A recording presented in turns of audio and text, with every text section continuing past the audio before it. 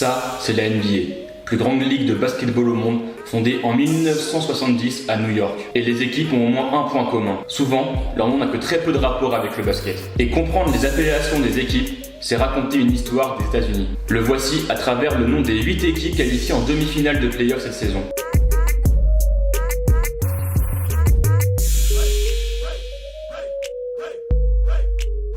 L'équipe la plus emblématique de ces noms qui viennent de tout sauf du basket, c'est peut-être les Boston Celtics. Pourquoi ? Eh bien parce que c'est la plus ancienne franchise à n'avoir ni changé de nom, ni de localisation depuis sa création. Leur nom est resté le même depuis 1946, et pour le comprendre, il faut remonter au 19e siècle. À l'époque, l'Irlande vit la grande famine. Poussée par la faim, 6 millions d'Irlandais migrent vers les États-Unis, en majorité à Boston.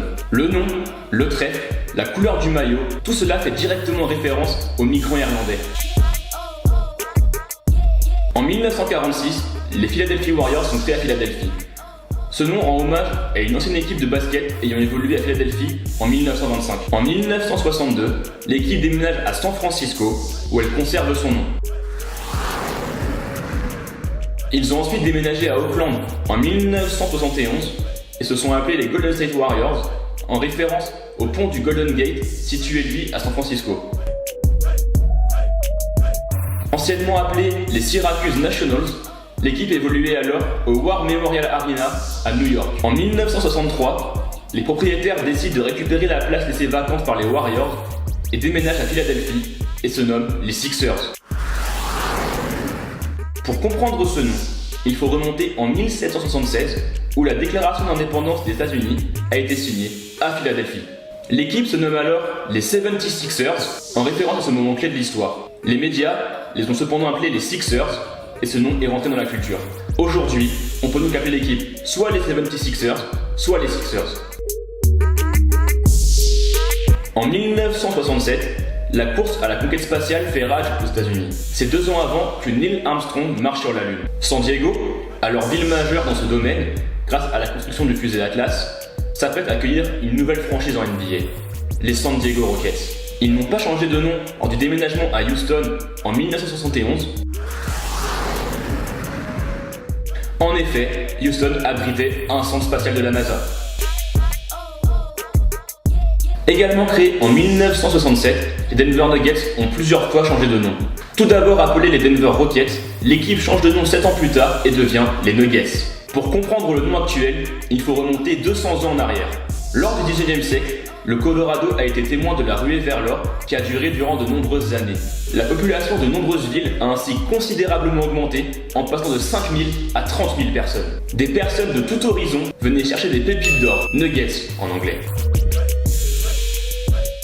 En 1968, une nouvelle franchise est autorisée à être créée en NBA à Milwaukee. Les propriétaires ne trouvent pas de nom pour la franchise et décident d'effectuer un sondage auprès de la population afin de trouver le nom adéquat.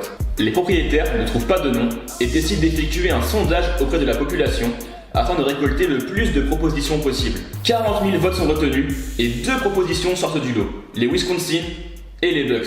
Les propriétaires décident de garder le nom des Bucks en référence à l'animal sauvage le plus connu du Wisconsin, le cerf. Harry Glickman est un enfant de Portland. Après avoir passé la plupart de son enfance dans la région, en 1959, il décide de créer une franchise ABA, cependant la Ligue refuse. Il revient à la charge en 1970, cette fois-ci seul et sans investisseur. La NBA lui donne enfin le feu vert et Glickman voit enfin son rêve devenir réalité. Suite à un sondage, le surnom Pioneers était celui plébiscité par les fans, cependant, il était déjà utilisé par une autre équipe à Portland.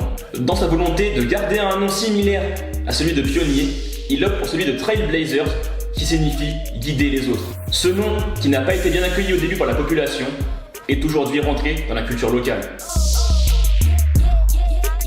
En 1993, Jurassic Park sort au cinéma et devient très rapidement un phénomène culturel.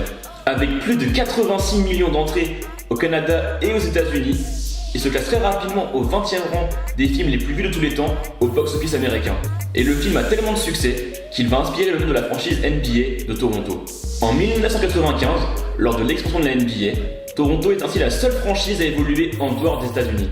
Les propriétaires pensent d'abord à appeler la franchise les Huskies, mais la difficulté à en créer un logo différent de celui des Timberwolves pousse la franchise à penser à un autre nom.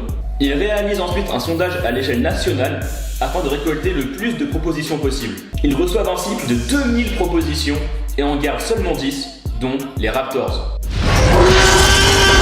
Le 15 mai 1994, les résultats sont annoncés en direct à la télévision. Les Raptors l'emportent.